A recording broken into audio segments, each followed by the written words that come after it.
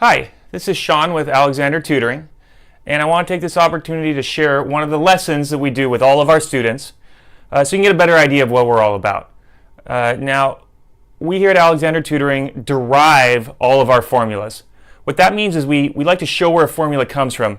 As opposed to just memorizing a formula and then using it from there, we like to show how that formula was originally figured out by the person who originally came up with it.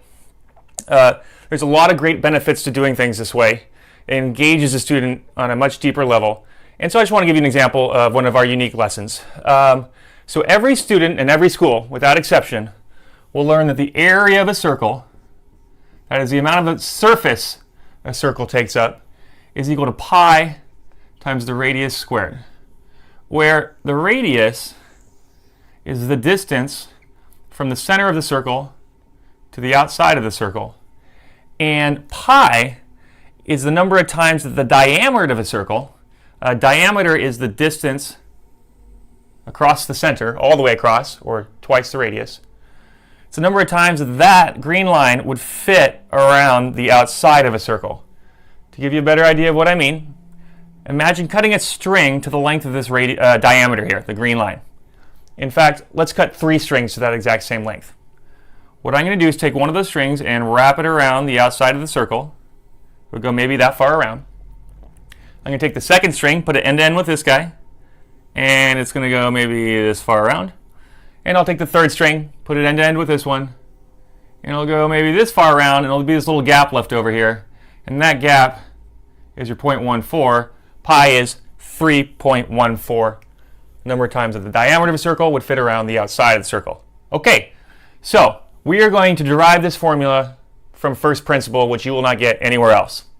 So what we're going to do is use triangles, something that we do know the area of. Again, each student will learn that the area of a triangle is 1/2 the length of the base times the length of the height of the triangle, where this would be the base and the straight line distance here would be the height. Okay? Area of a triangle is 1/2 base times the height. I'll show you where that comes from in another video. Okay, so we're going to use the fact that we know the area of a triangle, and we're going to draw a circle. Like this. And we're going to inscribe or draw some triangles on the circle. I'm going to make 5 of them for the time being.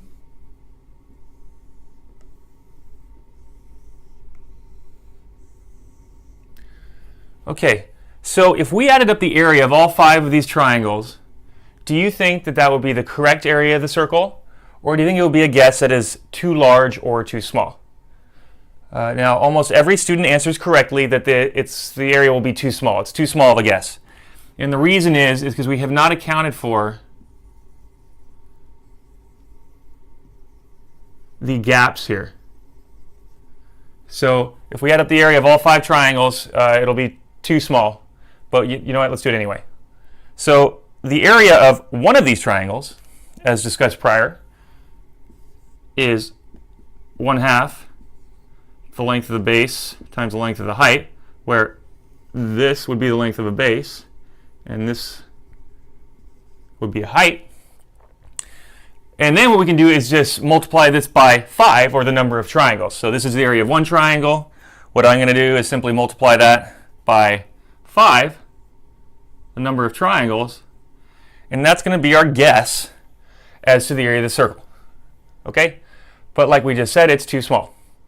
So the next question I'm going to bring up is, do you think that increasing the number of triangles that we inscribe on the circle will improve our guess as to the area of the circle, or make it worse? So let's say we put on 10 triangles instead of 5. Is that closer to the correct area? And most students will come up with the fact that it indeed is a better guess. And we can see that by drawing some more triangles. We draw a bunch of them. I'm not going to draw all the way around, but I'll let you imagine that. You can see what's happening here is that we are closing in the gap.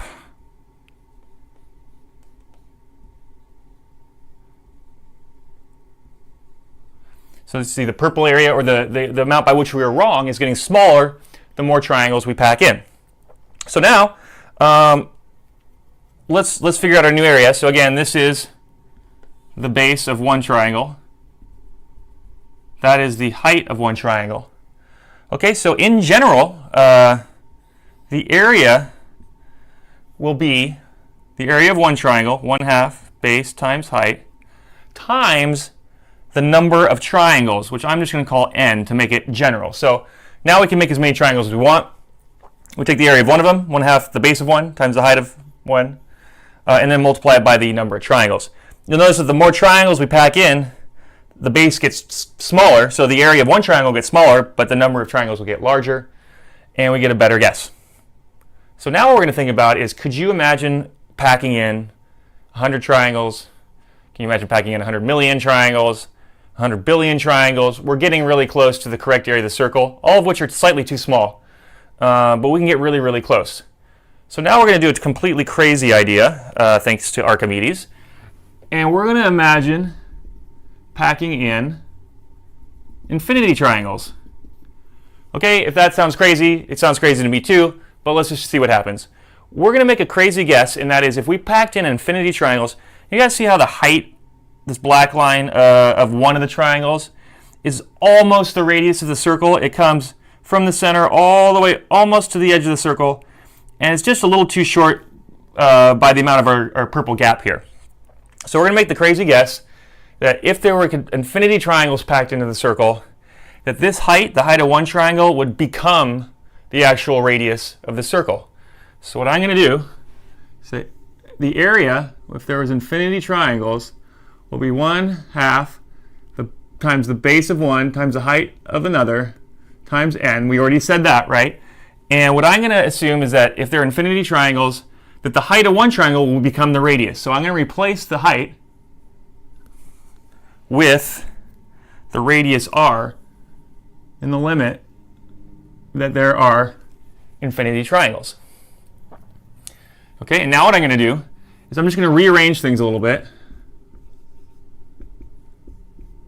I'm going to take the n and move it next to the b, which I'm allowed to do because it's multiplication, and order doesn't matter in multiplication.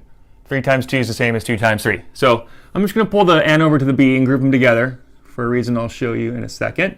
We still get our r hanging off the end here. Okay? Now I'm going to make another crazy assumption, and that is, in the limit that there are infinity triangles, if we took all the bases, add them all up, can you see that it's almost the circumference or the distance around the outside of the circle? That is, if we did this base plus this base plus this base plus this base all the way around the circle, it would be very close to the actual distance around the outside of the circle. So the next crazy assumption we're going to make is that in the limit of that there are infinity triangles, the sum of all the bases, or b times n, that's the length of one base times the number of triangles, or the number of bases, will become equal to the actual circumference or distance around the outside of the circle.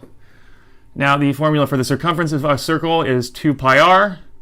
If you want to know where that comes from, watch the other video on that. For now, take my word for it. So what we're going to do is replace b times n with 2 pi r in the limit that there are infinity triangles. The sum of all the bases becomes the actual circumference. So I'm going to slam that in there, substitute it in, and then we get area equals 1/2. In goes our 2 pi r, replacing that with the bn, and then this r is still here, times r. And then we're just going to simplify this. We have a 2 over 2 here, which cancels to become 1. And we're left with pi times r times r. R times r is r squared. So the area in the limit that there are infinity triangles is pi times the radius squared, which, believe it or not, is the exact answer for the area of a circle. Okay, so why do we do it this way? Just real quick, a lot of reasons. One, in my opinion, all the interesting parts of mathematics are contained in this derivation. That's where it gets interesting. It's much more engaging than just memorizing pi r squared and then plugging in numbers from there.